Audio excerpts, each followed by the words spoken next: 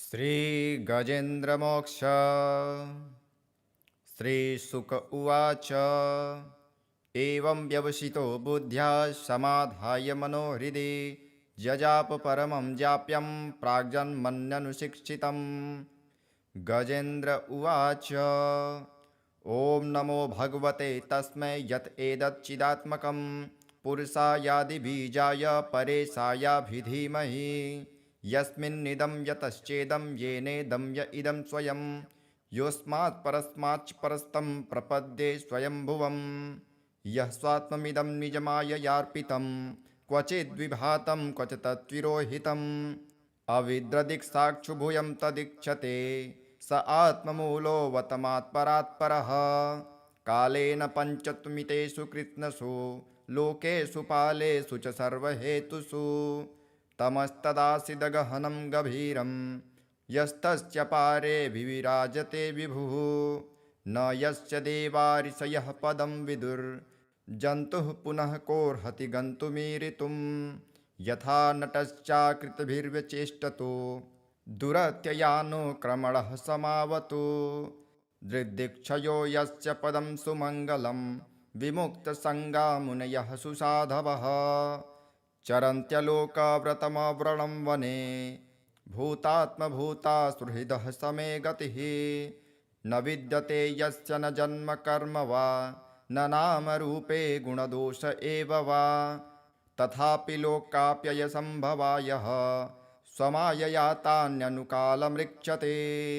तस्मै नमः परेशाय ब्रह्मणे नन्यशक्तये अरूपायोरुरूपाय नम आश्चर्यकर्मणे।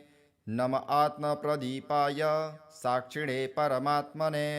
नमो गिरां विदुराय मनसश्चेतसामपि सत्त्वेन प्रतिलभ्याय नैष्कर्म्येण विपक्षिता। नमः कैवल्यनाथाय निर्वाणसुखसंविदे।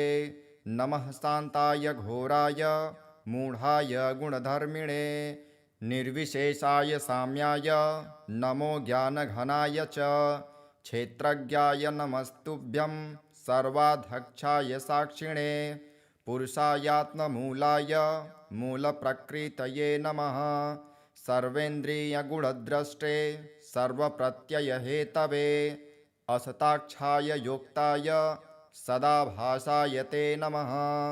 नमो नमस्तेऽखिलकारणाय निष्कारणायाद्भुतकारणाय सर्वाङ्गमान्माय महार्णवाय नमोपवर्गाय परायणाय गुणारडिच्छन्नचिदुष्मपाय तक्षोभविस्फुर्जितमानसाय नैष्कर्म्यभावेन विवर्जितागम स्वयं प्रकाशाय नमस्करोमि। माद्रिक्प्रपन्नपशुपाशविमोक्षणाय मुक्ताय भूरि करुणाय नमो ललाय। स्वांसेन सर्वतनुभृन्मनसि प्रतीत प्रत्यग्दृशे भगवते बृहते नमस्ते।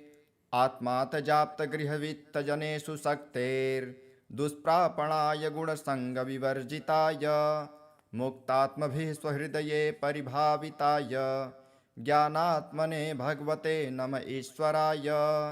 यन्धर्मकामार्थविमुक्तकामा भजन्त इष्टां गतिमाप्नुवन्ति किन्त्वाशिशोराप्त्यपि देहमव्यं करोतु मे दभ्रदयो विमोक्षणम्।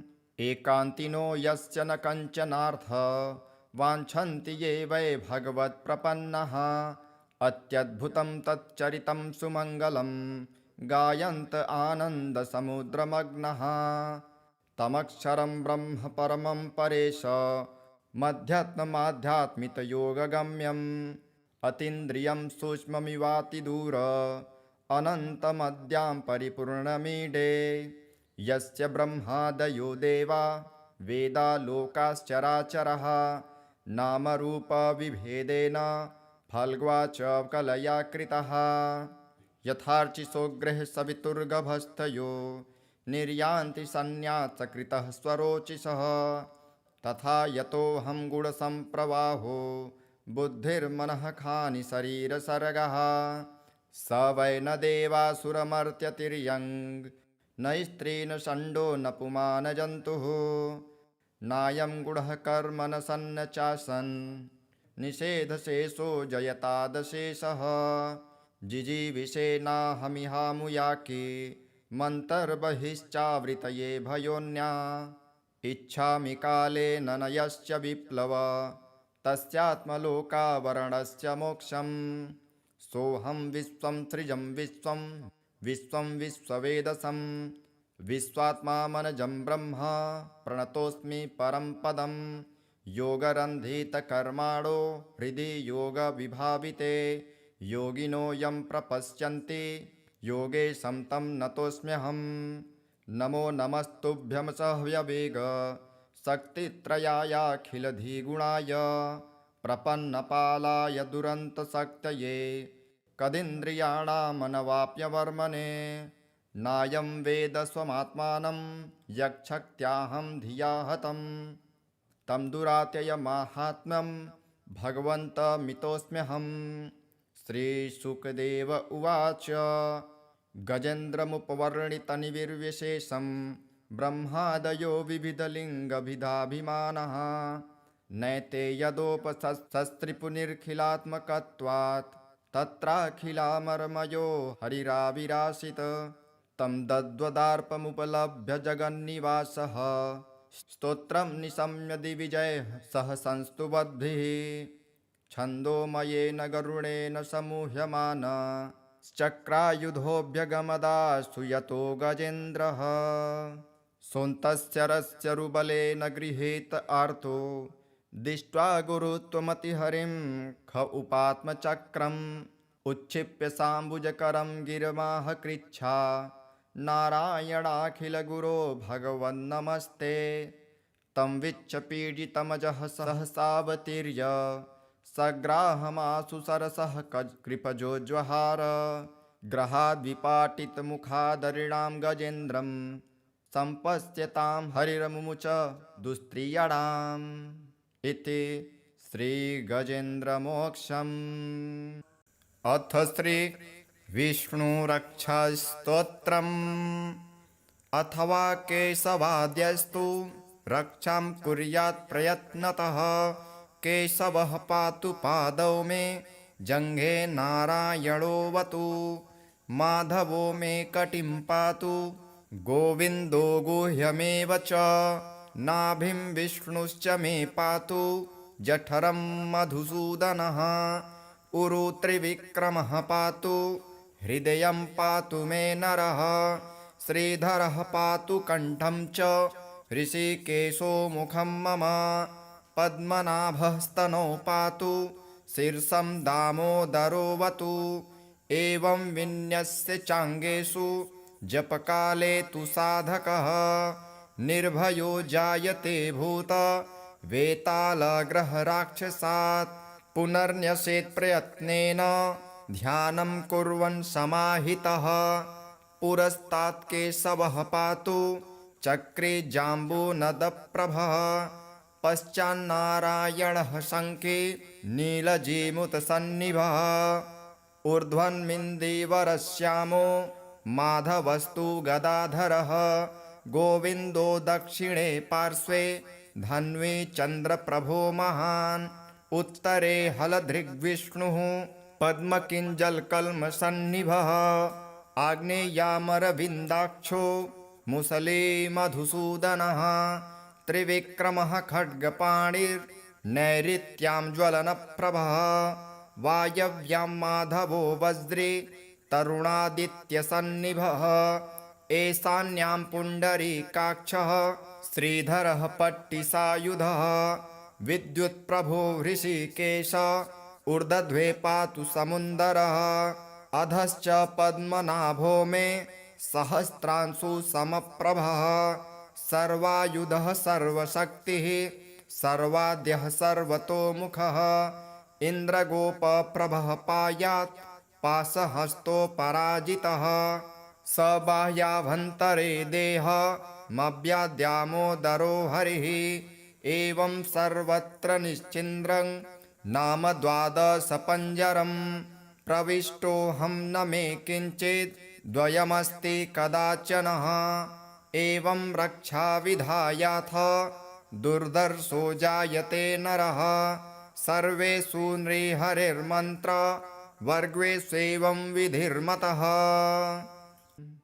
नारायण कवच राजोवाच यया गुप्तसहस्राक्षः सवाहन रिपुसैनिकान् क्रीडन्निव विनिर्जित्य त्रिलोक्या बभुजे श्रियं भगवस्तन्ममाख्याहि वर्म नारायणात्मकं कथः ततायिनः शत्रून् येन गुप्तो जयन्मृधे। श्रीशुक उवाच वृतः पुरोहितस्त्वाष्ट्रो महेन्द्रायानुपृच्छते नारायणाख्यं वर्माः तदिहैकमनः शृणु। विश्वरूप उवाच धौताङ्घ्रिपाणिराचम्य सपवित्रौदङ्मुखः कृतस्त्वाङ्गकरन्यासो मन्त्राभ्यां वाग्यतः शुचिः। नारायणमयं वर्म संह्योदभयागते पादयोर्जानुरुद्वोर्ध रुदरे हृद्यथोरसे मुखे शिरस्यानुपूर्वादो कारादिनी विन्यसेत्।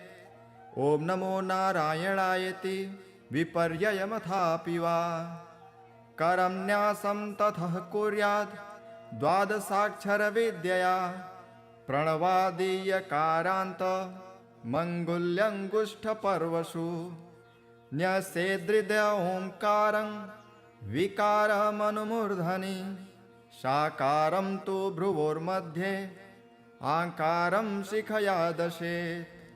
वेकारं नेत्रयोर्जुञ्जा ओङ्कारं सर्वसन्धिषु मकारं मस्त्रम्युदिक्षि मन्त्रमूर्धिर्भवेदबुधः सविर्गसङ्गफलन्तं तत्सर्वदिक्षु विनिर्देशे ॐ विष्णवे नमः इति।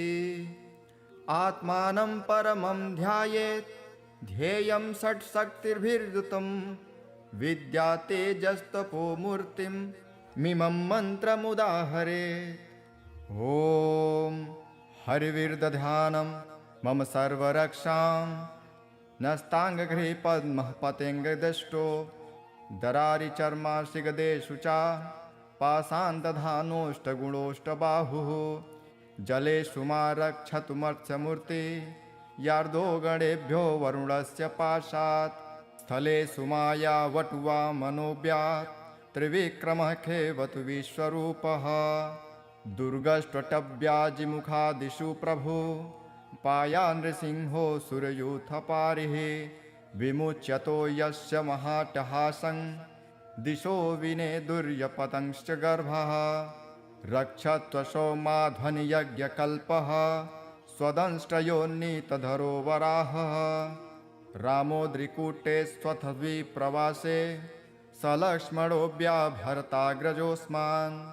मामोग्रधर्मादखिलात् प्रामात् नारायणः पातु नरश्च हासात् दत्तस्तयोगादथ योगनाथः पायाद्गुणेशः कपिलः कर्मबन्धनात् सनत्कुमारोऽवतु कामदेवार्ध यशीर्षामापथि देवहेलनात् देवर्षिवर्यः पुरुषार्चनान्त कुर्मो हरिर्मां निरयादशेषात् धन्वन्तरिर्भगवान् पार्थपथ्यात् द्वन्द्वाद्भयादृशभो निर्जितात्मा यज्ञश्च लोकादवतात् जनान्तात् बलो गणात् क्रोधवशादहीन्द्रः द्वैपायनो भगवान् प्रबोधात् बुद्धस्तु पाखण्डगणात् प्रमादात् कल्किः कले कालमलात् प्रयातु धर्मावनायोरुकृतावतारः मां केशवो गदया प्रतारभ्यात्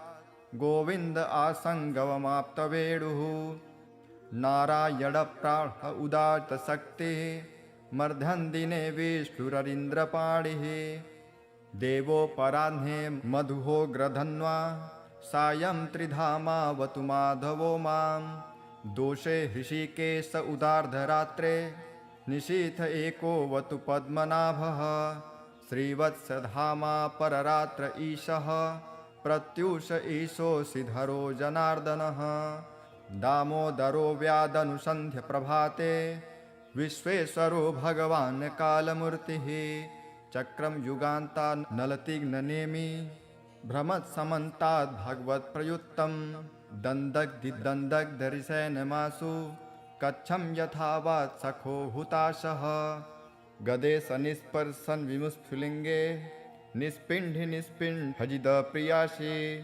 कुष्माण्डवैनायकयक्षरक्षो भूतग्रहाचूर्णचूर्णयारिन् त्वं यातु धान प्रमथ प्रेतमात्रे पिशाच विप्रग्रघोरदृष्टिन् दरेन्द्रविद्रावकृष्टपूरितो भीमस्वनुर्हृदयानि कम्पयन् त्वन्तिग्मधारा शिवराशिसैन्य मीश प्रयुक्तो मम छिन्धि छिन्धि चर्मं च चन्द्र छायद्विषामन् द्विषामघोनां हरपापचक्षुषाम् यन्नो भयं ग्रहेभ्यो भूत् केतुभ्यो निभ्य एव च सरीसृपेभ्यो दंष्ट्रिभ्यो भूतेभ्यो होभ्य एव वा सर्वाण्येतानि भग्नाम रूपांस्त्रकीर्तिनाथ प्रयान्तु संक्षयं सद्यो येन श्रेयः प्रतीपकाः गरुडो भगवान् स्तोत्र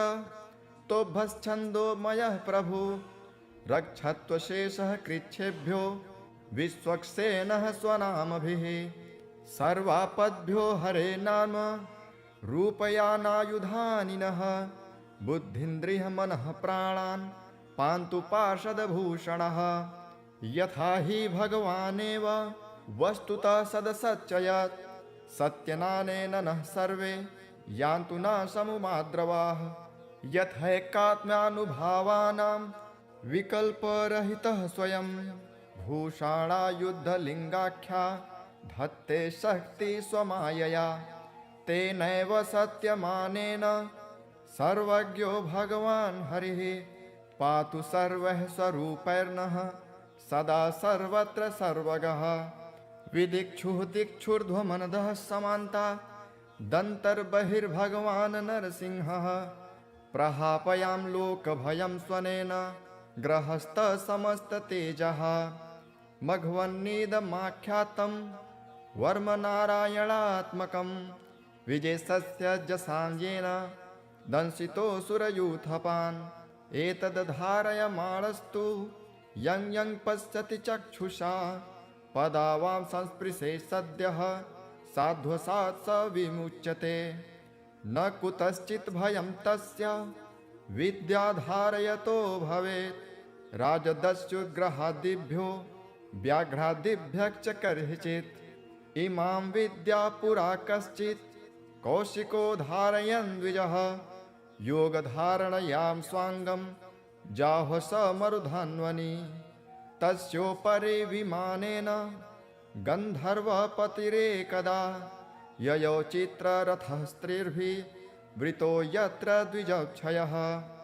गगनान्यपततः सद्यः स विमानो हवाक्स्थिरः स वालखिल्यवचनां दस्थिन्यादाय विस्मितः प्राच्यस्य प्राचि सरस्वत्यां स्नात्वा धाम स्वमन्वगात् श्रीशुक उवाच यः इदं शृणुयात् काले यो धारयति चादृतः नं नमस्यन्ति भूतानि मुच्यते सर्वतो भयात् एतां विद्यामधिगतो विश्वरूपाश्च कृतुः त्रैलोक्यलक्ष्मी बुभुजे विनिर्जित्य मृधेशुरान् एवं व्यवसितो बुद्ध्या समाधाय मनोहृदि जजाप परमं जाप्यं प्राग्जन्मन्यनुशिक्षितं गजेन्द्र उवाच ॐ नमो भगवते तस्मै यत् एतच्चिदात्मकं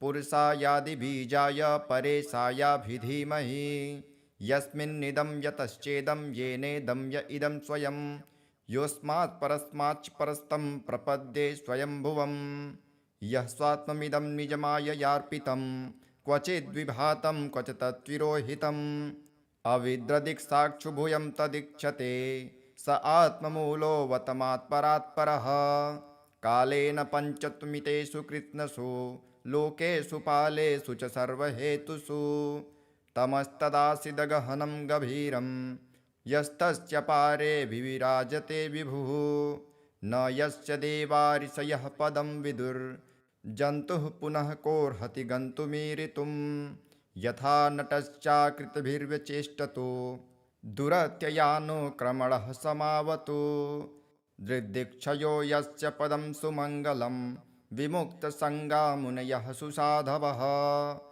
चरन्त्यलोकव्रतमव्रणं वने भूतात्मभूता सुहृदः समे गतिः न विद्यते यस्य न जन्म कर्म वा न नामरूपे गुणदोष एव वा तथापि लोकाप्ययसम्भवायः स्वमायया तान्यनुकालमृक्षते तस्मै नमः परेशाय ब्रह्मणे नन्यशक्तये अरूपायोरुरूपाय नम आश्चर्यकर्मणे नम आत्मप्रदीपाय साक्षिणे परमात्मने नमो गिरां विदुराय मनसश्चेतसामपि सत्त्वेन प्रतिलभ्याय नैष्कर्म्येण विपक्षिता नमः कैवल्यनाथाय निर्वाणसुखसंविदे नमः शान्ताय घोराय मूढाय गुणधर्मिणे निर्विशेषाय साम्याय नमो ज्ञानघनाय च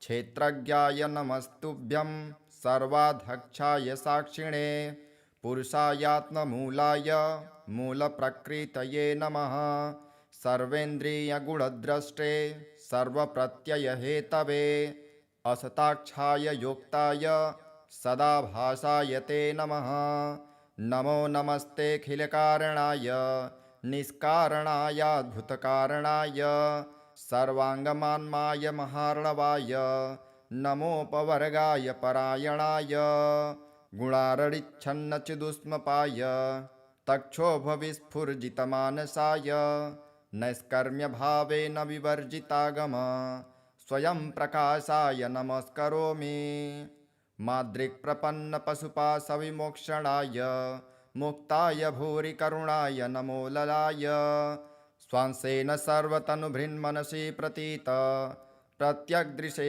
भगवते बृहते नमस्ते आत्मातजाप्तगृहवित्तजनेषु शक्तेर्दुष्प्रापणाय गुणसङ्गविवर्जिताय मुक्तात्मभिः स्वहृदये परिभाविताय ज्ञानात्मने भगवते नम ईश्वराय यन्धर्मकामार्थविमुक्तकामा भजन्त इष्टां गतिमाप्नुवन्ति किन्त्वाशिशोराप्त्यपि देहमव्यं करोतु मे दभ्रदयो विमोक्षणम् एकान्तिनो यस्य न कञ्चनार्थ वाञ्छन्ति ये वै भगवत्प्रपन्नः अत्यद्भुतं तच्चरितं सुमङ्गलं गायन्त आनन्दसमुद्रमग्नः तमक्षरं ब्रह्म परमं परेश मध्यात्ममाध्यात्मितयोगगम्यम् अतीन्द्रियं सूक्ष्ममिवातिदूर अनन्तमद्यां परिपूर्णमीडे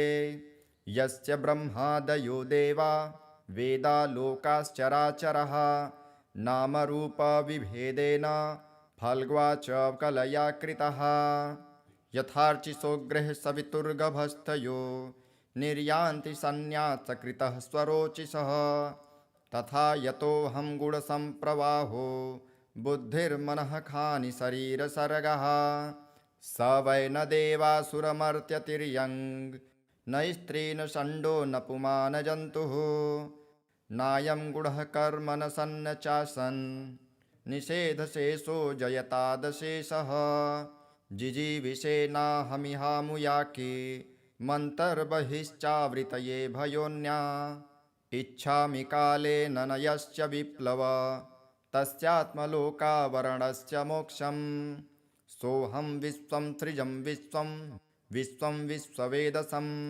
विश्वात्मामनजं ब्रह्म प्रणतोऽस्मि परं पदं योगरन्धितकर्माणो हृदि योगविभाविते योगिनो यं प्रपश्यन्ति योगेशं तं नतोऽस्म्यहम् नमो नमस्तुभ्यं सह्यवेग शक्तित्रयायाखिलधिगुणाय प्रपन्नपालाय दुरन्तशक्तये कदिन्द्रियाणामनवाप्यवर्मणे नायं वेद स्वमात्मानं यक्षक्त्याहं धिया हतं तं दुरात्ययमाहात्म्यं भगवन्तमितोऽस्म्यहम्।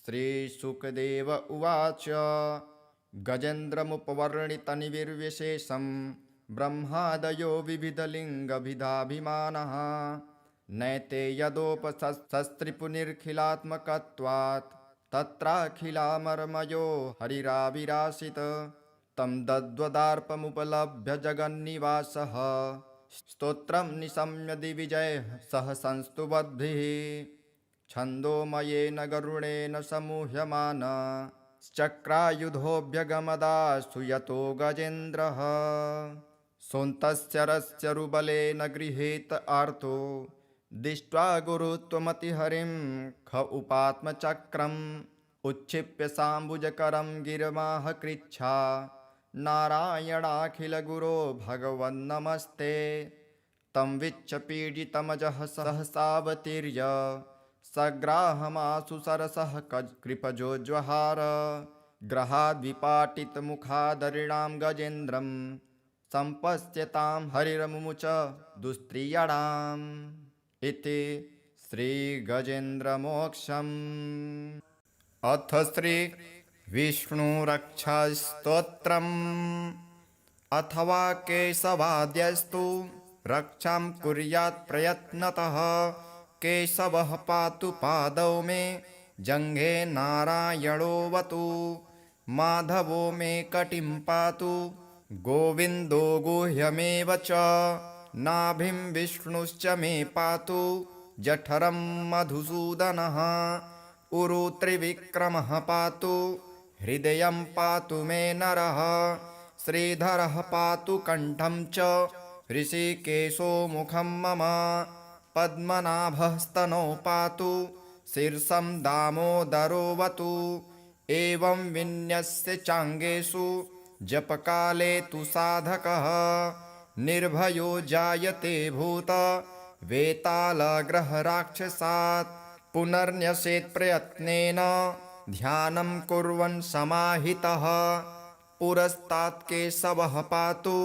चक्रे जाम्बूनदप्रभः पश्चान्नारायणः शङ्खे नीलजीमुतसन्निभः ऊर्ध्वन्मिन्दीवरश्यामो माधवस्तु गदाधरः गोविन्दो दक्षिणे पार्श्वे धन्वी चन्द्रप्रभो महान् उत्तरे हलधृग्विष्णुः पद्मकिञ्जलकल्मषन्निभः आग्नेयामरविन्दाक्षो मुसले मधुसूदनः त्रिविक्रमः खड्गपाणिर्नैऋत्यां ज्वलनप्रभः वायव्यां माधवो वज्रे तरुणादित्यसन्निभः ईशान्यां पुण्डरीकाक्षः श्रीधरः पट्टिसायुधः विद्युत्प्रभो हृषीकेश ऊर्ध्वे पातु समुन्दरः अधश्च पद्मनाभो मे सहस्रांशु समप्रभः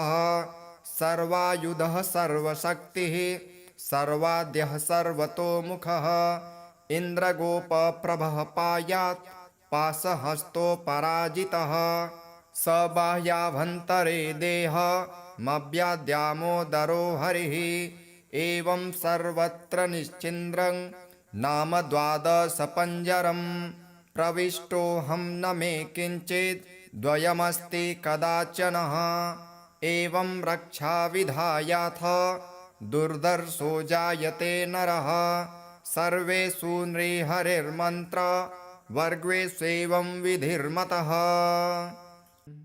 नारायण कवच राजोवाच यया गुप्तसहस्राक्षः सवाहन रिपुसैनिकान् क्रीडन्निव विनिर्जित्य त्रिलोक्या बभुजे श्रियं भगवस्तन्ममाख्याहि वर्म नारायणात्मकं कथः ततायिनः शत्रून् येन गुप्तो जयन्मृधे।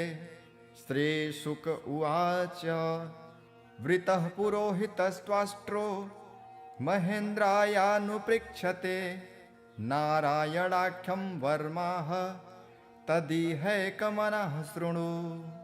विश्वरूप उवाच धौताङ्घ्रिपाणिराचम्य सपवित्रौदङ्मुखः कृतस्त्वाङ्गकरन्यासो मन्त्राभ्यां वाग्यतः शुचिः नारायणमयं वर्म संह्योदभयागते पादयोर्जानुरुद्वोर्ध रुदरे हृद्यथोरसे मुखे शिरस्यानुपूर्वादो कारादिनि विन्यसेत्।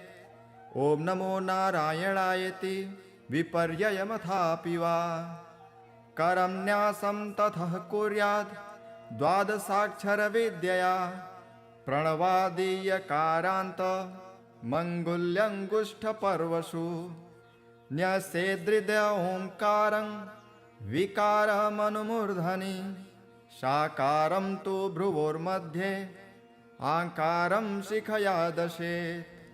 वेकारं नेत्रयोर्जुञ्जा ओङ्कारं सर्वसन्धिषु मकारं अस्त्रमिहुदिक्षि मन्त्रमूर्धिर्भवेदबुधः सविर्गसङ्गफलन्तं तत्सर्वदिक्षु विनिर्देशे ॐ विष्णवे नमः इति। आत्मानं परमं ध्यायेत् ध्येयं षट्शक्तिर्भिर्युतं विद्या तेजस्तपो मूर्तिं मिमं मन्त्रमुदाहरेत्।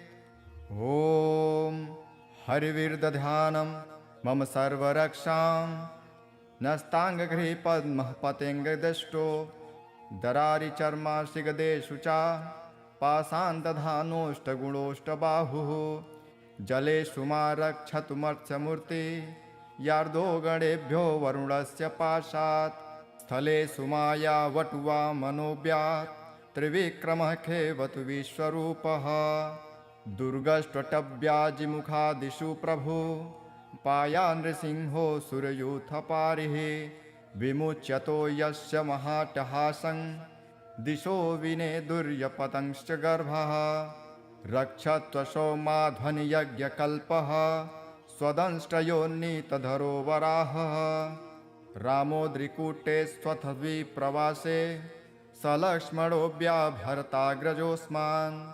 मामोग्रधर्मादखिलात् प्रामात् नारायणः पातु नरश्च हासात् दत्तस्तयोगादथ योगनाथः पायाद्गुणेशः कपिलः कर्मबन्धनात् सनत्कुमारोऽवतु कामदेवार्ध यशीर्षामापथि देवहेलनात् देवर्षिवर्यः पुरुषार्चनान्त कुर्मो हरिर्मां निरयादशेषात् धन्वन्तरिर्भगवान् पार्थपथ्याद् द्वन्द्वाद्भयादृशभो निर्जितात्मा यज्ञश्च लोकादवतात् जनान्तात् बलो गणात् क्रोधवशादहीन्द्रः द्वैपायनो भगवान् प्रबोधात् बुद्धस्तु पाखण्डगणात् प्रमादात् कल्किः कले कालमलात् प्रयातु धर्मावनायोरुकृतावतारः मां केशवो गदया प्रतारभ्यात् गोविन्द आसङ्गवमाप्तवेणुः नारायणप्राण उदात्तशक्तिः मर्धन्दिने विष्णुररीन्द्रपाणिः देवोपराह्ने मधुहोग्रधन्वा सायं त्रिधामावतु माधवो मां दोषे हृषिकेश उदार्धरात्रे निशीथ एकोऽवतु पद्मनाभः श्रीवत्सधामा पररात्र ईशः प्रत्यूष ईशोऽसिधरो जनार्दनः दामोदरो व्यादनुसन्ध्य प्रभाते विश्वेश्वरो भगवान् कालमूर्तिः चक्रं युगान्तान् नलतिग्ननेमि भ्रमत्समन्ताद् भगवत्प्रयुक्तं दन्दग्धिदन्दग्धरिसेनमासु कच्छं यथावात् सखो हुताशः गदे सनिस्पर्शन विमुस्फुलिङ्गे निष्पिण्ढि निष्पिण्ढजिदप्रियासि कुष्माण्डवैनायकयक्षरक्षो भूतग्रहाचूर्णचूर्णयारिन् त्वं यातु धान प्रमथ प्रेतमात्रे पिशाच विप्रग्रघोरदृष्टीन् दरेन्द्रविद्रावकृष्टपूरितो भीमस्वनुर्हृदयानि कम्पयन् त्वन्तिग्मधारा शिवराशिसैन्य मी सप्रयुक्तो मम छिन्धि छिन्धि चर्मं च छन्द्रछायद्विषामन् द्विषामघोनां हरपापचक्षुषां यन्नो भयं ग्रहेभ्यो भूत् केतुभ्यो निभ्य एव च सरीसृपेभ्यो दंष्ट्रिभ्यो भूतेभ्यो होभ्य एव वा सर्वाण्येतानि भग्नाम रूपांस्त्रकीर्तिनाथ प्रयान्तु संक्षयं सद्यो येन श्रेयः प्रतीपकाः गरुडो भगवान् स्तोत्र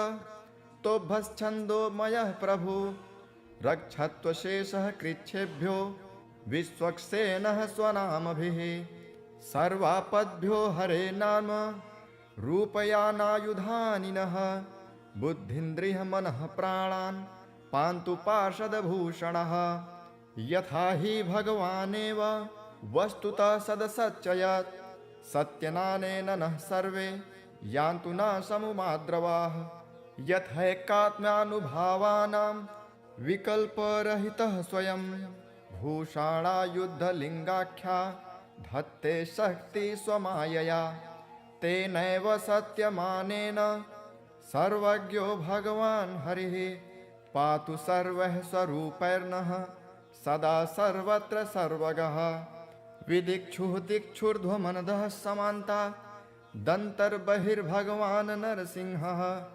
प्रहापयां लोकभयं स्वनेन ग्रहस्थसमस्ततेजः मघवन्निदमाख्यातं वर्मनारायणात्मकं विजयस्य जसाञ्जेन दंशितोऽसुरयूथपान् एतद्धारयमाणस्तु यं यं पश्यति चक्षुषा पदावां संस्पृशे सद्यः साध्वसात् स विमुच्यते न कुतश्चित् भयं तस्य विद्याधारयतो भवेत् राजदस्युग्रहादिभ्यो व्याघ्रादिभ्यश्च कर्हिचित् इमां विद्या पुरा कश्चित् कौशिको धारयन् द्विजः योगधारणयां स्वाङ्गं जाहो स मरुधन्वनि तस्योपरि विमानेन गन्धर्वपतिरेकदा ययौ चित्ररथः स्त्रीर्भिः वृतो यत्र द्विजक्षयः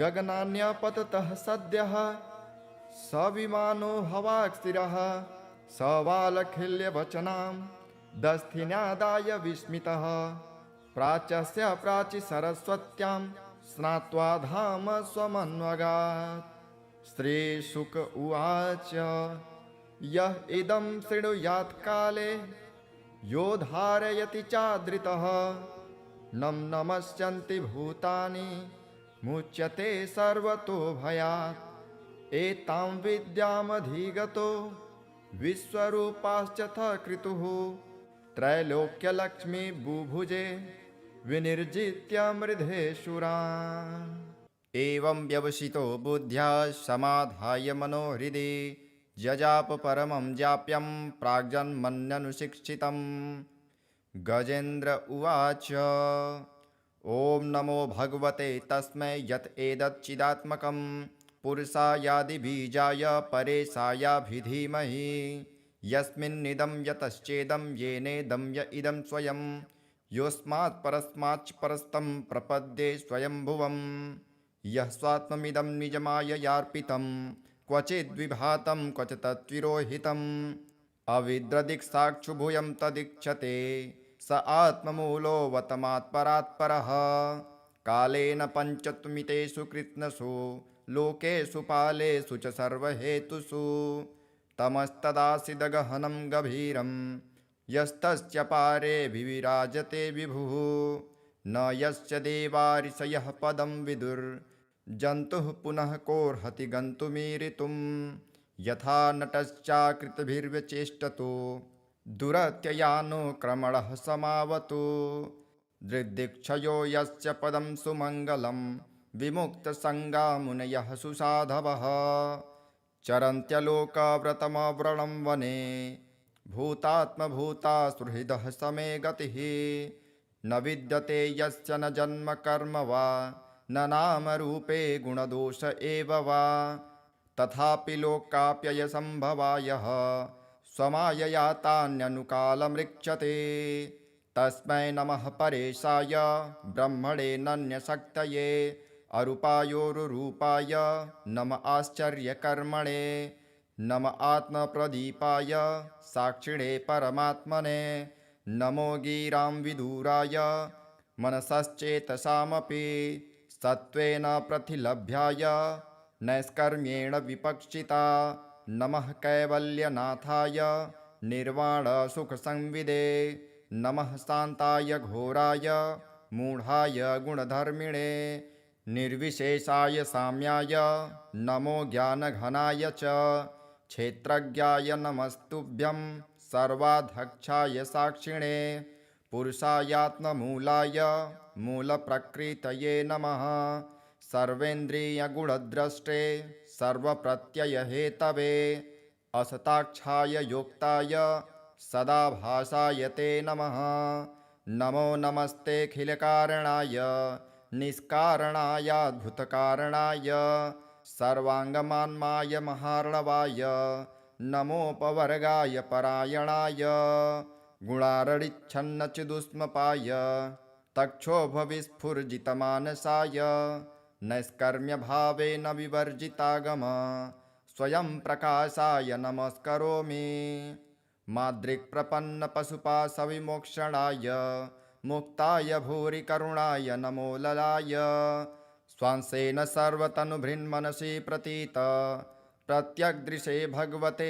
बृहते नमस्ते आत्मातजाप्तगृहवित्तजनेषु शक्तेर्दुष्प्रापणाय गुणसङ्गविवर्जिताय मुक्तात्मभिः स्वहृदये परिभाविताय ज्ञानात्मने भगवते नम ईश्वराय यन्धर्मकामार्थविमुक्तकामा भजन्त इष्टां गतिमाप्नुवन्ति किन्त्वाशिशोराप्त्यपि देहमव्यं करोतु मे दभ्रदयो विमोक्षणम् एकान्तिनो यस्य न कञ्चनार्थ वाञ्छन्ति ये वै भगवत्प्रपन्नः अत्यद्भुतं तच्चरितं सुमङ्गलं गायन्त आनन्दसमुद्रमग्नः तमक्षरं ब्रह्म परमं परेश मध्यात्ममाध्यात्मितयोगगम्यम् अतीन्द्रियं सूक्ष्ममिवातिदूर अनन्तमद्यां परिपूर्णमीडे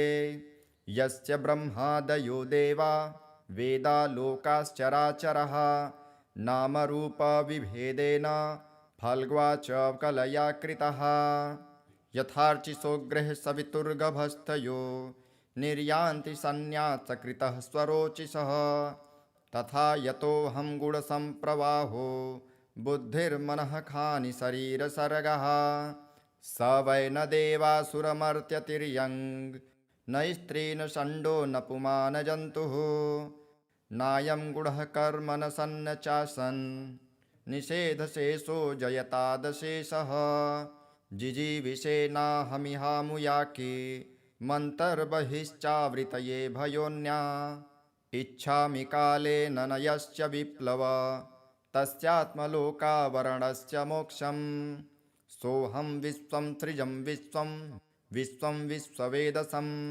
विश्वात्मामनजं ब्रह्म प्रणतोऽस्मि परं पदं योगरन्धितकर्माणो हृदि योगविभाविते योगिनो यं प्रपश्यन्ति योगेशं तं नतोऽस्म्यहम् नमो नमस्तुभ्यं सह्यवेग शक्तित्रयायाखिलधिगुणाय प्रपन्नपालाय दुरन्तशक्तये कदिन्द्रियाणामनवाप्यवर्मणे नायं वेद स्वमात्मानं यक्षक्त्याहं धिया हतं तं दुरात्ययमाहात्म्यं भगवन्तमितोऽस्म्यहम् श्रीशुकदेव उवाच गजेन्द्रमुपवर्णितनिर्विशेषं ब्रह्मादयो विविधलिङ्गभिधाभिमानः नैते यदोपशस्त्रिपुनिर्खिलात्मकत्वात् तत्राखिलामर्मयो हरिराविरासित तं दद्वदार्पमुपलभ्य जगन्निवासः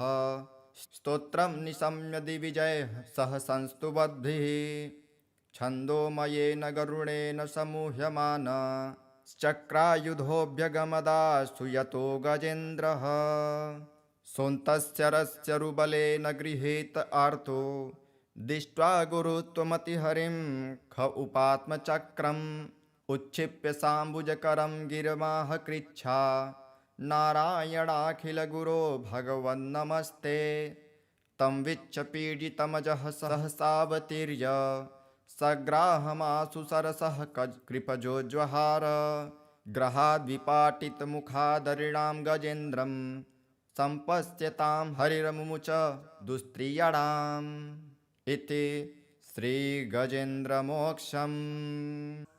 अथ श्रीविष्णुरक्षास्तोत्रम्।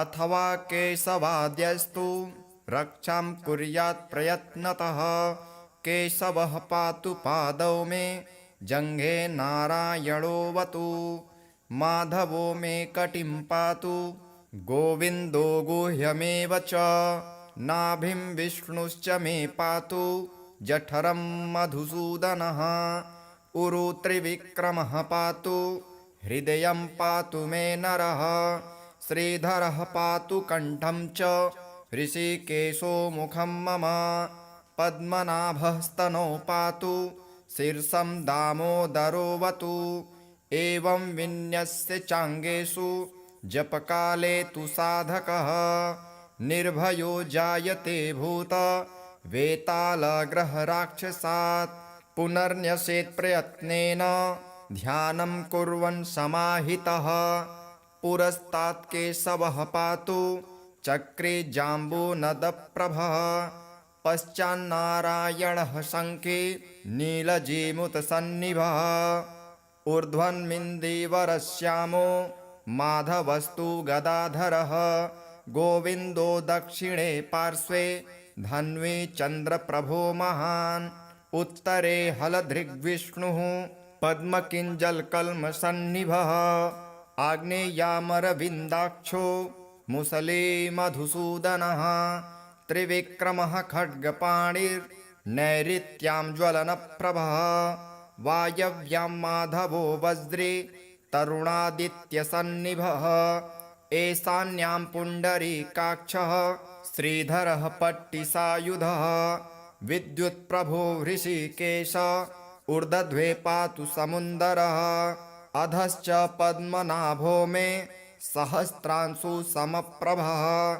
सर्वायुधः सर्वशक्तिः सर्वाद्यः सर्वतोमुखः इन्द्रगोपप्रभः पायात् पाशहस्तोपराजितः स बाह्याभ्यन्तरे देहमव्याद्यामोदरो हरिः एवं सर्वत्र निश्चिन्द्रं नाम द्वादशपञ्जरं प्रविष्टोऽहं न मे किञ्चित् द्वयमस्ति कदाचनः एवं रक्षाविधायाथ दुर्धर्षो जायते नरः सर्वेषु नृहरिर्मन्त्र वर्गेष्वेवं विधिर्मतः।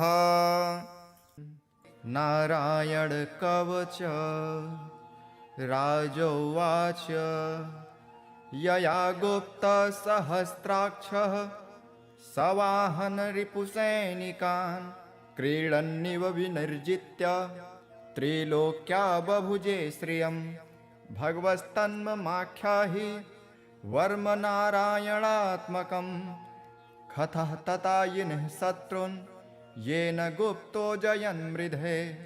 श्रीशुक उवाच वृतः पुरोहितस्त्वाष्ट्रो महेन्द्रायानुपृच्छते नारायणाख्यं वर्माः तदिहैकमनः शृणु।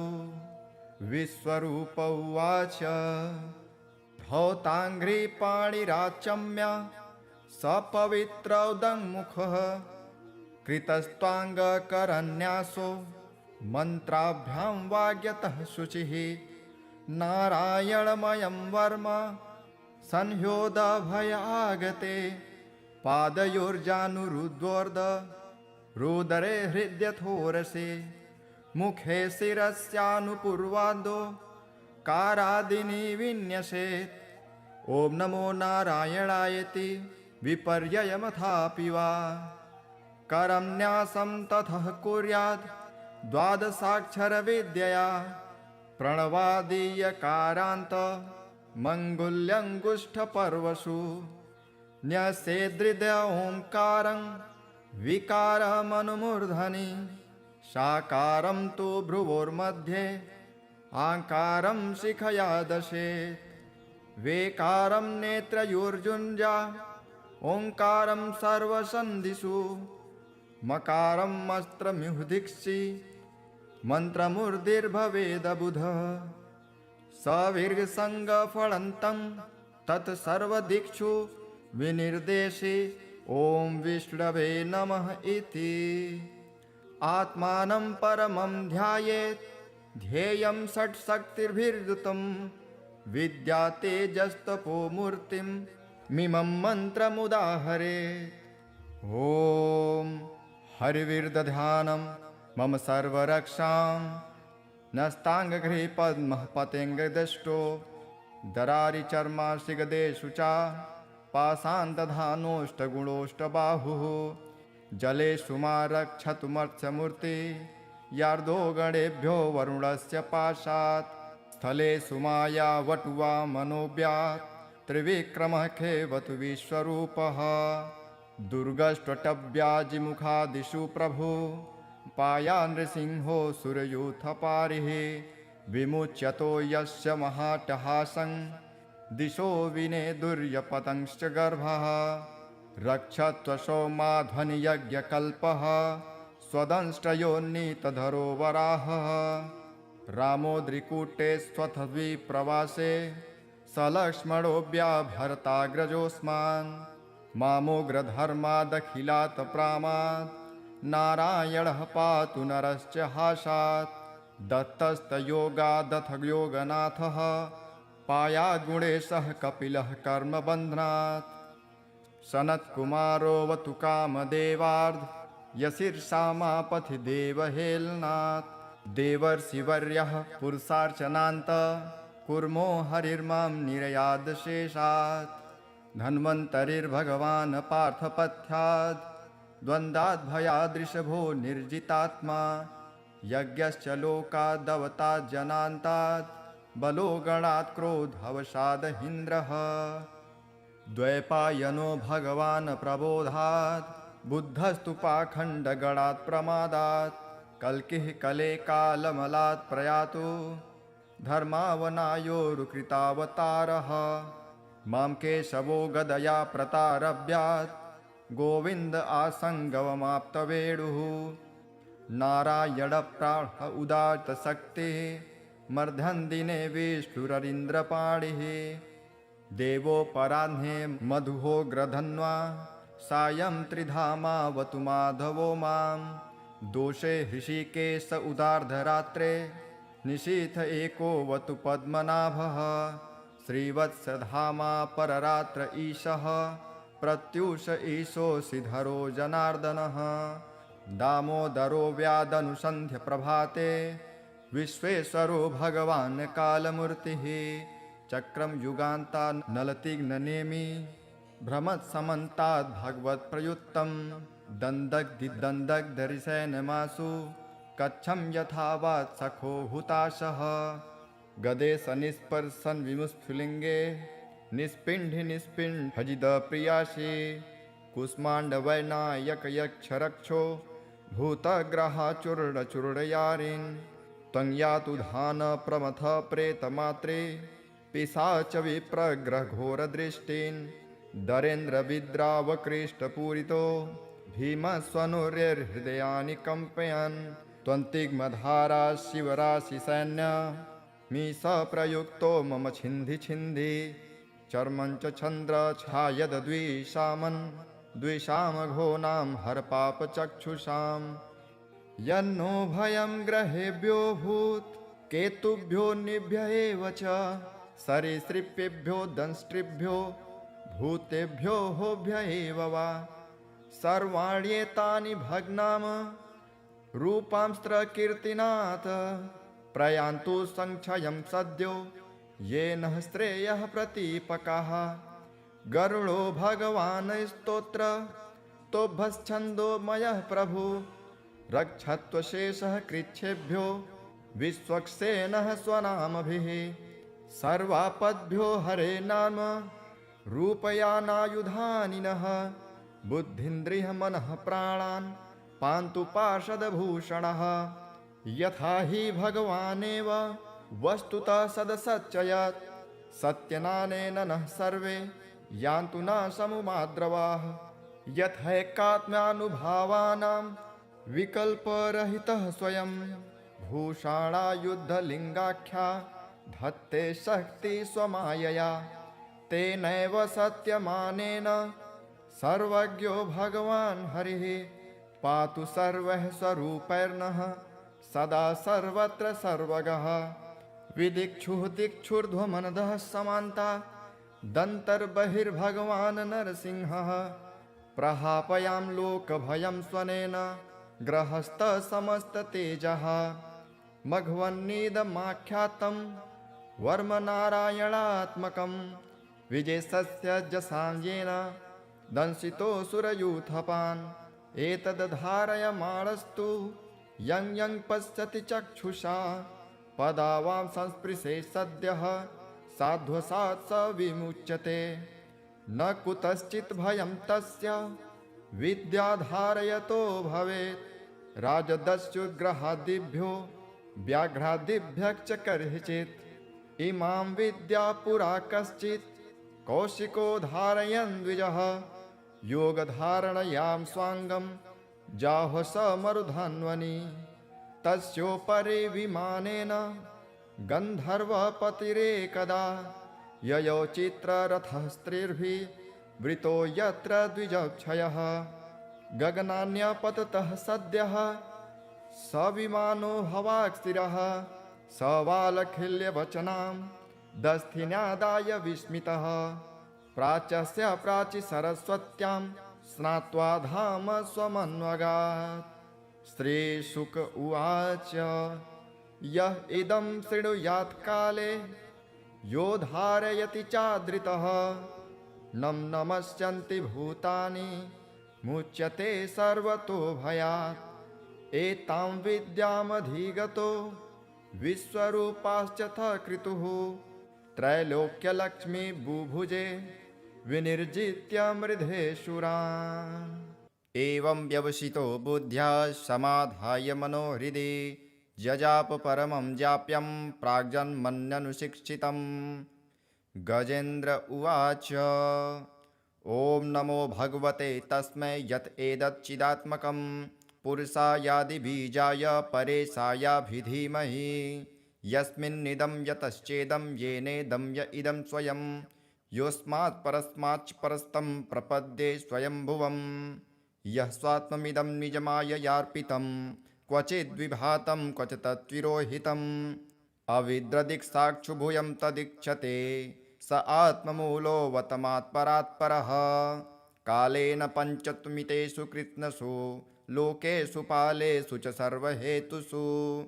तमस्तदासीदगहनं गभीरं यस्तस्य पारे विविराजते विभुः। न यस्य देवारिषयः पदं विदुर्जन्तुः पुनः कोऽर्हति गन्तुमीरितुम्। यथा नटश्चाकृतिभिर्व्यचेष्टतो दुरत्ययानुक्रमणः समावतु।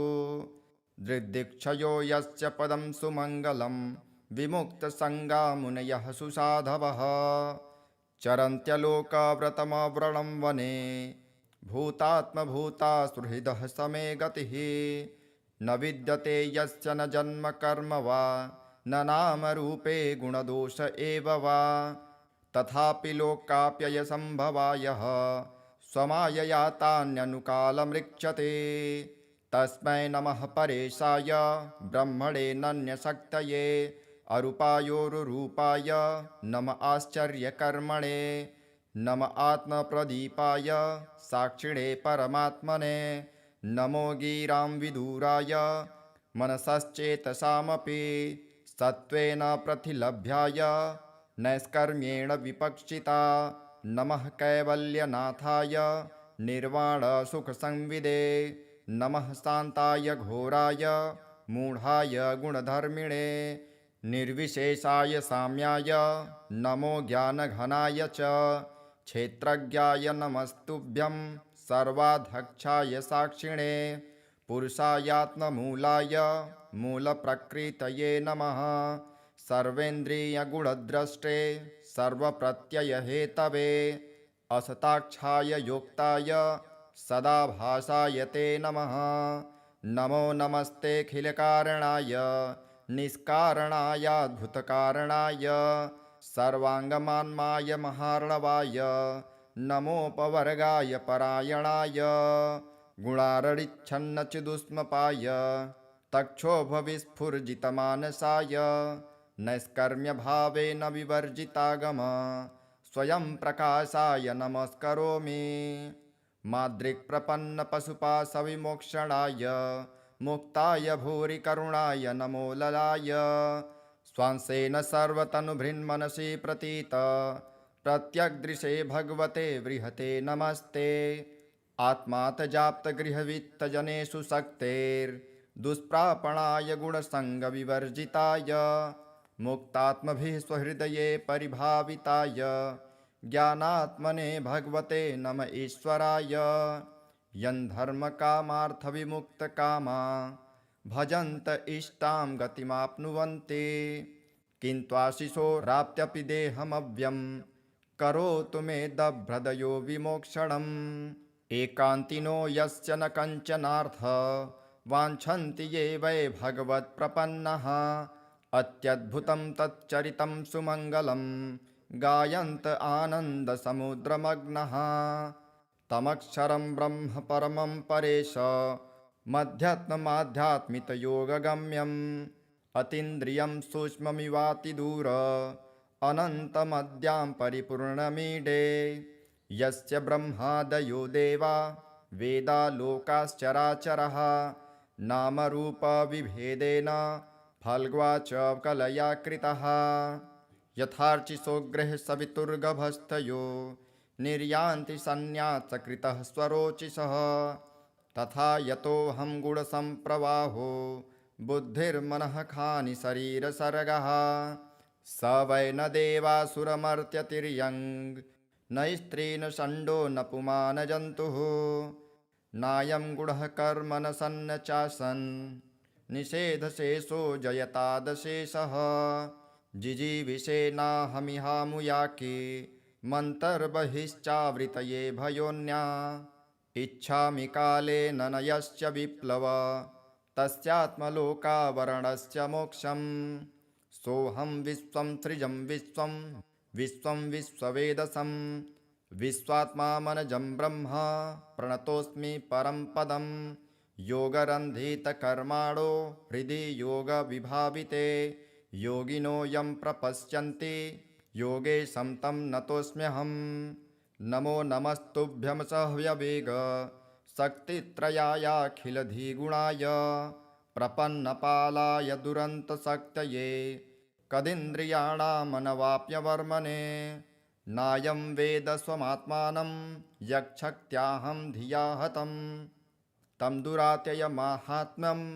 भगवन्तमितोऽस्म्यहं श्रीशुकदेव उवाच गजेन्द्रमुपवर्णितनिर्विशेषं ब्रह्मादयो विविधलिङ्गभिधाभिमानः नैते यदोपसस्त्रिपुनिर्खिलात्मकत्वात् तत्राखिलामर्मयो हरिराविराशित तं दद्वदार्पमुपलभ्य जगन्निवासः स्तोत्रं निशम्य दिविजयः सह संस्तुवद्भिः छन्दोमयेन गरुणेन समूह्यमान चक्रायुधोऽभ्यगमदास्तु यतो गजेन्द्रः सोऽन्तस्य रस्यरुबलेन गृहीत आर्तो दृष्ट्वा गुरुत्वमतिहरिं ख उपात्मचक्रम् उच्छिप्य साम्बुजकरं गिरमाह कृच्छा नारायणाखिलगुरो भगवन्नमस्ते तं विच्छपीडितमजः सहसावतीर्य सग्राहमासु सरसः कृपजोज्वहार ग्रहाद्विपाटितमुखादरिणां गजेन्द्रं सम्पश्यतां हरिरमुमुच दुस्त्रियाणाम् इति श्रीगजेन्द्रमोक्षम्। अथ श्रीविष्णुरक्षास्तोत्रम्। अथवा केशवाद्यस्तु रक्षां कुर्यात् प्रयत्नतः। केशवः पातु पादौ मे जङ्घे नारायणोऽवतु। माधवो मे कटिं पातु गोविन्दो गुह्यमेव च। नाभिं विष्णुश्च मे पातु जठरं मधुसूदनः। उरु त्रिविक्रमः पातु हृदयं पातु मे नरः। श्रीधरः पातु कण्ठं च ऋषिकेशो मुखं मम। पद्मनाभः स्तनौ पातु शीर्षं दामोदरोऽवतु। एवं विन्यस्य चाङ्गेषु जपकाले तु साधकः निर्भयो जायते भूत वेतालग्रहराक्षसात्। पुनर्न्यसेत् प्रयत्नेन ध्यानं कुर्वन् समाहितः। पुरस्तात् केशवः पातु चक्रे जाम्बूनदप्रभः। पश्चान्नारायणः शङ्खे नीलजीमुतसन्निभः। ऊर्ध्वन्मिन्दीवरश्यामो माधवस्तु गदाधरः। गोविन्दो दक्षिणे पार्श्वे धन्वी चन्द्रप्रभो महान्। उत्तरे हलधृग्विष्णुः पद्मकिञ्जलकल्मषन्निभः। आग्नेयामरविन्दाक्षो मुसले मधुसूदनः। त्रिविक्रमः खड्गपाणिर्नैऋत्यां ज्वलनप्रभः। वायव्यां माधवो वज्रे तरुणादित्यसन्निभः। ईशान्यां पुण्डरीकाक्षः श्रीधरः पट्टिसायुधः। विद्युत्प्रभो हृषीकेश ऊर्ध्वे पातु समुन्दरः। अधश्च पद्मनाभो मे सहस्रांशु समप्रभः। सर्वायुधः सर्वशक्तिः सर्वाद्यः सर्वतोमुखः। इन्द्रगोपप्रभः पायात् पाशहस्तोपराजितः। स बाह्याभ्यन्तरे देहमव्याद्यामोदरो हरिः। एवं सर्वत्र निश्चिन्द्रं नाम द्वादशपञ्जरम्। प्रविष्टोऽहं न मे किञ्चित् द्वयमस्ति कदाचनः। एवं रक्षाविधायाथ दुर्धर्षो जायते नरः। सर्वेषु नृहरिर्मन्त्र वर्गेष्वेवं विधिर्मतः। नारायण कवच राजोवाच। यया गुप्तसहस्राक्षः सवाहन रिपुसैनिकान्। क्रीडन्निव विनिर्जित्य त्रिलोक्या बभुजे श्रियं। भगवस्तन्ममाख्याहि वर्म नारायणात्मकम्। कथः ततायिनः शत्रून् येन गुप्तो जयन्मृधे। श्रीशुक उवाच। वृतः पुरोहितस्त्वाष्ट्रो महेन्द्रायानुपृक्षते। नारायणाख्यं वर्माः तदिहैकमनः शृणु। विश्वरूप उवाच। धौताङ्घ्रिपाणिराचम्य सपवित्रौदङ्मुखः। कृतस्त्वाङ्गकरन्यासो मन्त्राभ्यां वाग्यतः शुचिः। नारायणमयं वर्म संह्योदभयागते। पादयोर्जानुरुद्वोर्ध रुदरे हृद्यथोरसे। मुखे शिरस्यानुपूर्वादो कारादिनी विन्यसेत्। ॐ नमो नारायणायेति विपर्ययमथापि वा। करं न्यासं ततः कुर्यात् द्वादशाक्षरविद्यया। प्रणवादीयकारान्त मङ्गुल्यङ्गुष्ठपर्वसु। न्यसेदृद ओङ्कारं विकारमनुमूर्धनि। साकारं तु भ्रुवोर्मध्ये आकारं शिखया दशेत्। वेकारं नेत्रयोर्जुञ्जा ओङ्कारं सर्वसन्धिषु। मकारम् अस्त्रमिहुदीक्षि मन्त्रमूर्तिर्भवेदबुधः सविर्गसङ्गफलन्तं तत्सर्वदिक्षु विनिर्देशे ॐ विष्णवे नमः इति। आत्मानं परमं ध्यायेत् ध्येयं षट्शक्तिर्भिर्युतं विद्या तेजस्तपो मूर्तिं मिमं मन्त्रमुदाहरेत्। ॐ हरिविर्दध्यानं मम सर्वरक्षां नस्ताङ्गगृहे पद्मः पतेङ्गदष्टो दरारिचर्माशिगदेषु च पाषाणदधानोष्टगुणोष्टबाहुः जलेषु मा रक्षतुमर्त्यमूर्ति यार्दो गणेभ्यो वरुणस्य पाशात् स्थलेषु माया वटुवा मनोव्यात् त्रिविक्रमः खेवतु विश्वरूपः दुर्गष्ट्वटव्याजिमुखादिषु प्रभु पाया नृसिंहो सुरयूथपारिः विमुच्यतो यस्य महाटहासं दिशो विनेदुर्यपतंश्च गर्भः रक्षत्वशो माध्वनियज्ञकल्पः स्वदंष्ट्रयोन्नीतधरो वराहः रामोद्रिकूटे स्वथद्विप्रवासे सलक्ष्मणोऽव्याभरताग्रजोऽस्मान्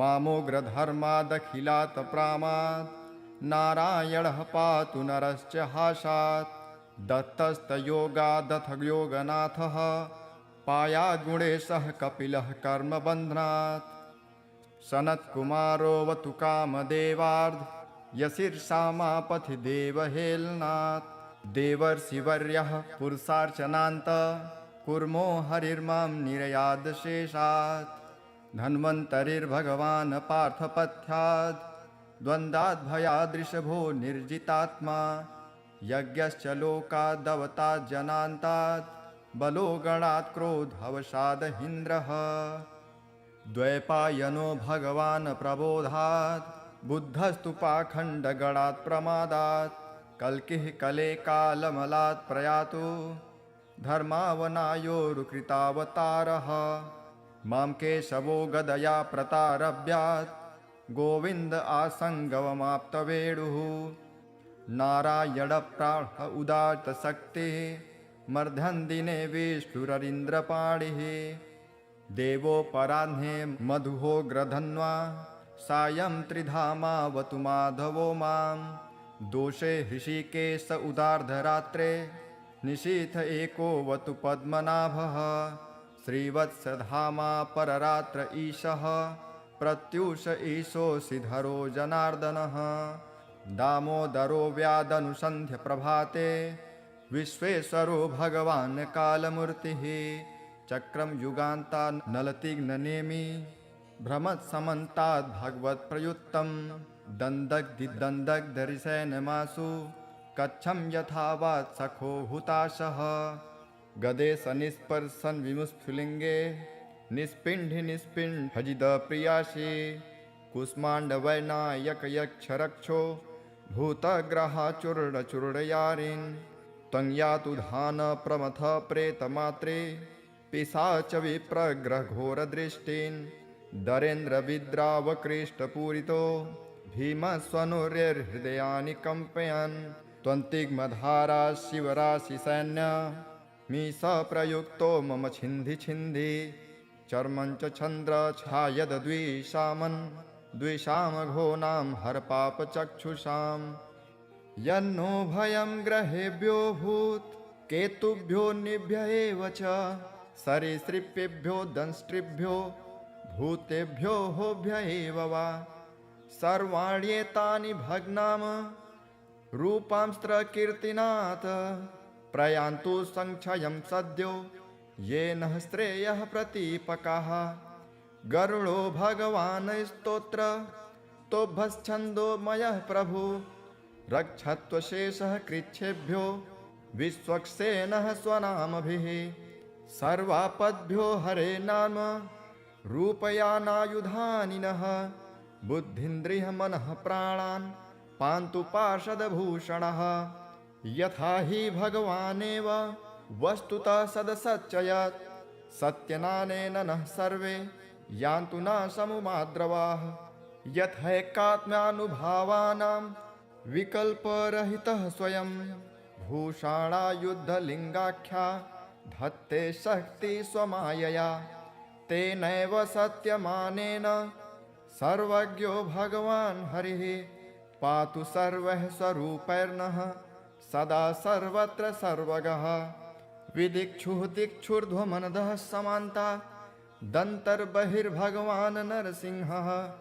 प्रहापयां लोकभयं स्वनेन ग्रहस्थसमस्ततेजः मघवन्निदमाख्यातं वर्मनारायणात्मकं विजयस्य जसाञ्जेन दंशितो सुरयूथपान् एतद्धारयमाणस्तु यं यं पश्यति चक्षुषा पदावां संस्पृशे सद्यः साध्वसात् स विमुच्यते न कुतश्चित् भयं तस्य विद्याधारयतो भवेत् राजदस्युग्रहादिभ्यो व्याघ्रादिभ्यश्च कर्हिचित् इमां विद्या पुरा कश्चित् कौशिको धारयन् द्विजः योगधारणयां स्वाङ्गं जाह्व स मरुधन्वनि तस्योपरि विमानेन गन्धर्वपतिरेकदा ययौ चित्ररथः स्त्रीर्भिः वृतो यत्र द्विजक्षयः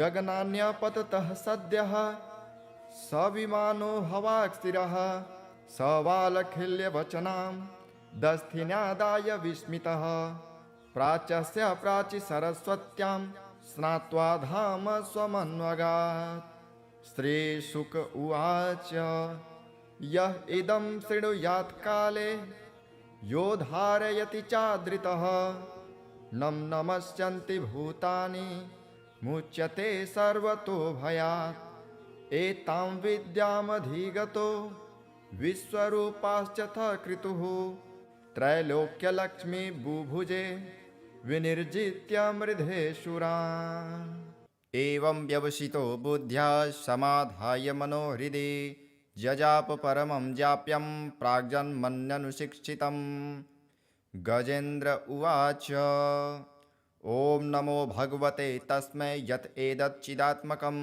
पुरुषायादिबीजाय परेशायाभिधीमहि यस्मिन्निदं यतश्चेदं येनेदं य इदं स्वयं योऽस्मात् परस्माच्च परस्तं प्रपद्ये स्वयंभुवं यः स्वात्ममिदं निजमाययार्पितं क्वचिद्विभातं क्वच तत्विरोहितम् अविद्रदिक्साक्षुभूयं तदीक्षते स आत्ममूलोऽवतमात्परात्परः कालेन पञ्चत्वमितेषु कृत्स्नसु लोकेषु पालेषु च सर्वहेतुषु तमस्तदासीदगहनं गभीरं यस्तस्य पारे विविराजते विभुः न यस्य देवारिषयः पदं विदुर्जन्तुः पुनः कोऽर्हति गन्तुमीरितुं यथा नटश्चाकृतभिर्व्यचेष्टतो दुरत्ययानुक्रमणः समावतु दृग्दिक्षयो यस्य पदं सुमङ्गलं विमुक्तसङ्गा मुनयः सुसाधवः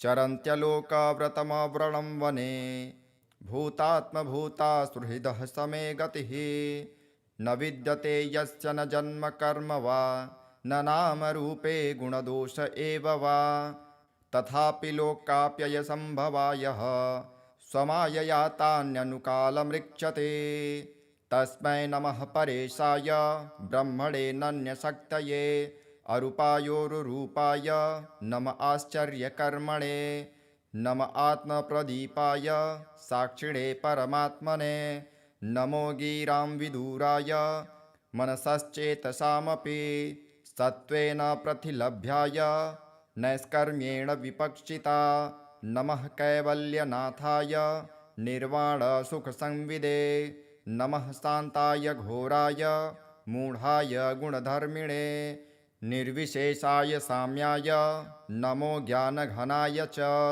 क्षेत्रज्ञाय नमस्तुभ्यं सर्वाध्यक्षाय साक्षिणे पुरुषायात्ममूलाय मूलप्रकृतये नमः सर्वेन्द्रियगुणद्रष्टे सर्वप्रत्ययहेतवे असताक्षाय योक्ताय सदाभासाय ते नमः नमो नमस्तेऽखिलकारणाय निष्कारणायाद्भुतकारणाय सर्वाङ्गमान्माय महार्णवाय नमोपवर्गाय परायणाय गुणारडिच्छन्नचिदुष्मपाय तक्षोभविस्फुर्जितमानसाय नैष्कर्म्यभावेन विवर्जितागम स्वयं प्रकाशाय नमस्करोमि माद्रिक्प्रपन्नपशुपाशविमोक्षणाय मुक्ताय भूरि करुणाय नमो ललाय स्वांसेन सर्वतनुभृन्मनसि प्रतीत प्रत्यग्दृशे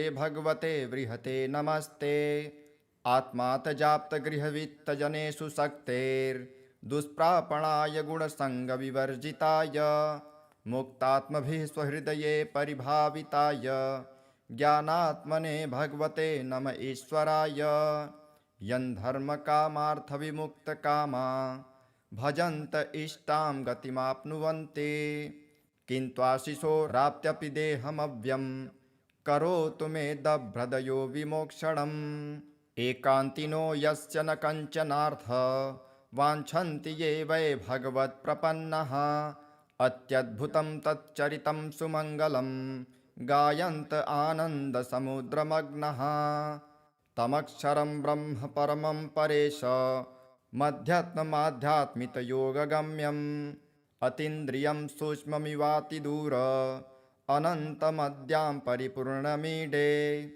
यस्य ब्रह्मादयो देवा वेदा लोकाश्चराचरः नामरूपविभेदेन फल्ग्वाच कलया कृतः यथार्चिसोग्रः सवितुर्गभस्थयो निर्यान्ति सन्न्यासकृतः स्वरोचिषः तथा यतोऽहं गुणसम्प्रवाहो बुद्धिर्मनः खानि शरीरसर्गः स वै न देवासुरमर्त्यतिर्यङ् न स्त्री न षण्डो न पुमान् जन्तुः नायं गुणः कर्म न सन्न चासन् निषेधशेषो जयतादशेषः जिजीविषेनाहमिहामुयाके मन्तर्बहिश्चावृतये भयोन्या इच्छामि कालेन न यस्य विप्लव तस्यात्मलोकावरणस्य मोक्षम् सोऽहं विश्वं सृजं विश्वं विश्वं विश्ववेदसं विश्वात्मा मनजं ब्रह्म प्रणतोऽस्मि परं पदं योगरन्धितकर्माणो हृदि योगविभाविते योगिनो यं प्रपश्यन्ति योगेशं तं नतोऽस्म्यहं नमो नमस्तुभ्यं सह्यवेग शक्तित्रयायाखिलधिगुणाय प्रपन्नपालाय दुरन्तशक्तये कदिन्द्रियाणामनवाप्यवर्मणे नायं वेद स्वमात्मानं यच्छक्त्याहं धिया हतं तं दुरात्ययमाहात्म्यं भगवन्तमितोऽस्म्यहम् श्रीशुकदेव उवाच गजेन्द्रमुपवर्णितनिर्विशेषं ब्रह्मादयो विविधलिङ्गभिधाभिमानः नैते यदोपशस्त्रिपुनिर्खिलात्मकत्वात् तत्राखिलामर्मयो हरिराविराशित तं दद्वदार्पमुपलभ्य जगन्निवासः स्तोत्रं निशम्य दिविजयः सह संस्तुवद्भिः छन्दोमयेन गरुडेन समूह्यमान चक्रायुधोऽभ्यगमदास्तु यतो गजेन्द्रः सोऽन्तस्य रस्यरुबलेन गृहीत आर्तो दृष्ट्वा गुरुत्वमतिहरिं ख उपात्मचक्रम् उच्छिप्य साम्बुजकरं गिरमाह कृच्छा नारायणाखिलगुरो भगवन्नमस्ते तं विच्छपीडितमजः सहसावतीर्य सग्राहमासु सरसः कृपजोज्वहार ग्रहाद्विपाटितमुखादरिणां गजेन्द्रं सम्पश्यतां हरिरमुमुच दुस्त्रियणाम् इति श्रीगजेन्द्रमोक्षम्। अथ श्री विष्णुरक्षास्तोत्रम्।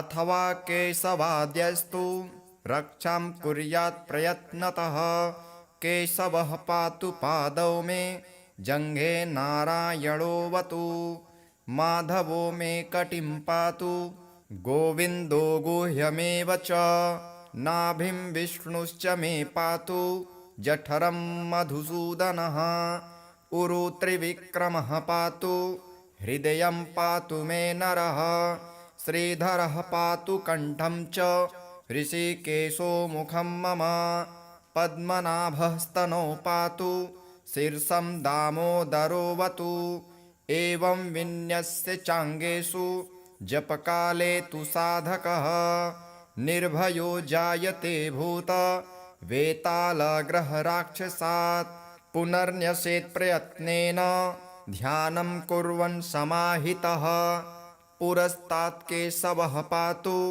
चक्रे जाम्बूनदप्रभः पश्चान्नारायणः शङ्खे नीलजीमुतसन्निभः ऊर्ध्वन्मिन्दीवरश्यामो माधवस्तु गदाधरः गोविन्दो दक्षिणे पार्श्वे धन्वी चन्द्रप्रभो महान् उत्तरे हलधृग्विष्णुः पद्मकिञ्जलकल्मषन्निभः आग्नेयामरविन्दाक्षो मुसले मधुसूदनः त्रिविक्रमः खड्गपाणिर्नैऋत्यां ज्वलनप्रभः वायव्यां माधवो वज्रे तरुणादित्यसन्निभः ईशान्यां पुण्डरीकाक्षः श्रीधरः पट्टिसायुधः विद्युत्प्रभो हृषीकेश ऊर्ध्वे पातु समुन्दरः अधश्च पद्मनाभो मे सहस्रांशु समप्रभः सर्वायुधः सर्वशक्तिः सर्वाद्यः सर्वतोमुखः इन्द्रगोपप्रभः पायात् पाशहस्तो पराजितः स बाह्याभ्यन्तरे देहमव्याद्यामोदरो हरिः एवं सर्वत्र निश्चिन्द्रं नाम द्वादशपञ्जरं प्रविष्टोऽहं न मे किञ्चित् द्वयमस्ति कदाचनः एवं रक्षाविधायाथ दुर्धर्षो जायते नरः सर्वेषु नृहरिर्मन्त्र वर्गेष्वेवं विधिर्मतः नारायण कवच राजोवाच यया गुप्तसहस्राक्षः सवाहन रिपुसैनिकान् क्रीडन्निव विनिर्जित्य त्रिलोक्या बभुजे श्रियं भगवस्तन्ममाख्याहि वर्म नारायणात्मकं कथः ततायिनः शत्रून् येन गुप्तो जयन्मृधे श्रीशुक उवाच वृतः पुरोहितस्त्वाष्ट्रो महेन्द्रायानुपृच्छते नारायणाख्यं वर्माः तदिहैकमनः शृणु विश्वरूप उवाच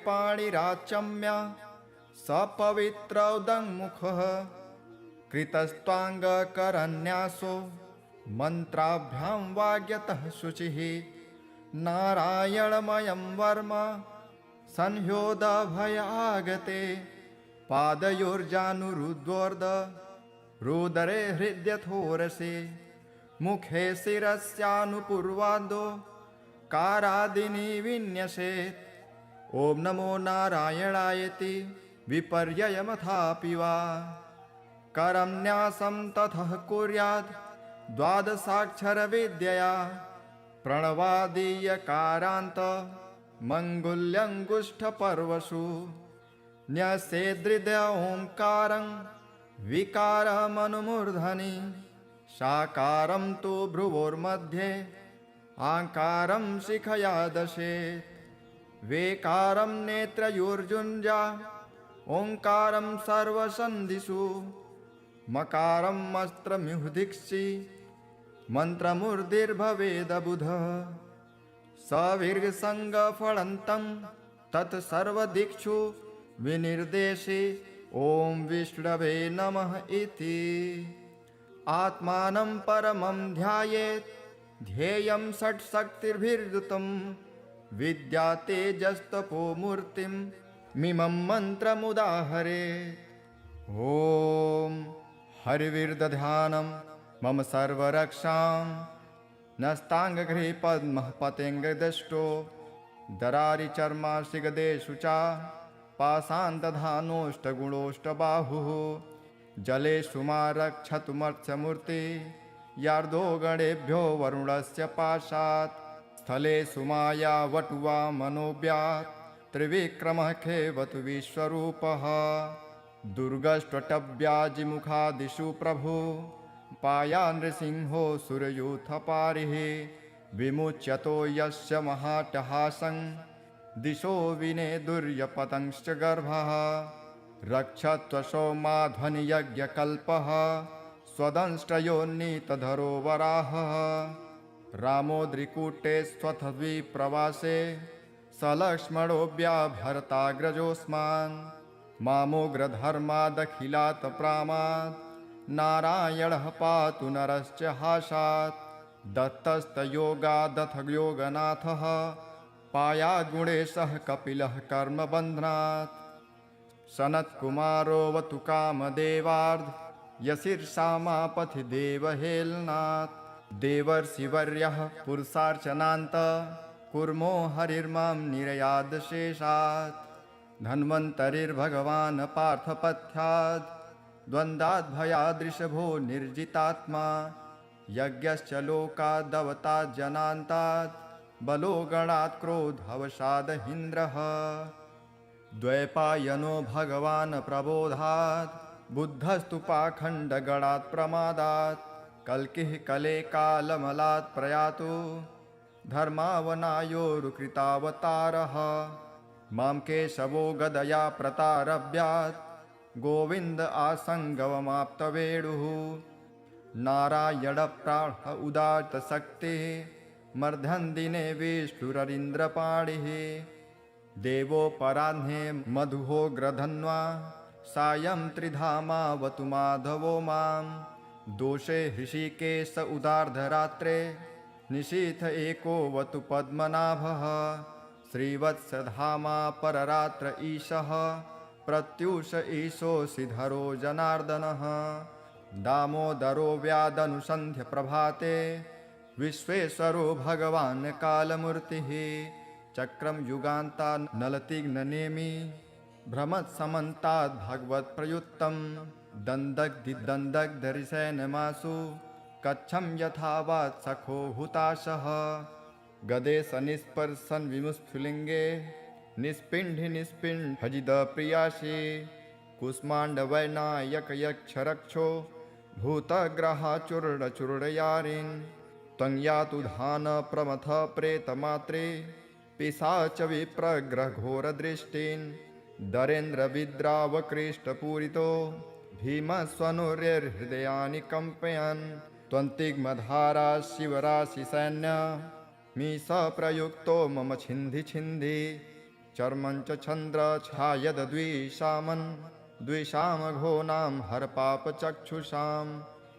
यन्नो भयं ग्रहेभ्यो भूत् केतुभ्यो निभ्य एव च सरीसृपेभ्यो दंष्ट्रिभ्यो भूतेभ्यो होभ्य एव वा सर्वाण्येतानि भग्नाम रूपांस्त्रकीर्तिनाथ प्रयान्तु संक्षयं सद्यो येन श्रेयः प्रतीपकाः गरुडो भगवान् स्तोत्र तोभश्छन्दोमयः प्रभु रक्षत्वशेषः कृच्छेभ्यो विश्वक्सेनः स्वनामभिः सर्वापद्भ्यो हरे नाम रूपयानायुधानिनः बुद्धिन्द्रियः मनः प्राणान् पान्तु पार्षदभूषणः यथा हि भगवानेव वस्तुतः सदसच्चयत् सत्यनानेन नः सर्वे यान्तु न समुमाद्रवाः यथैकात्म्यानुभावानां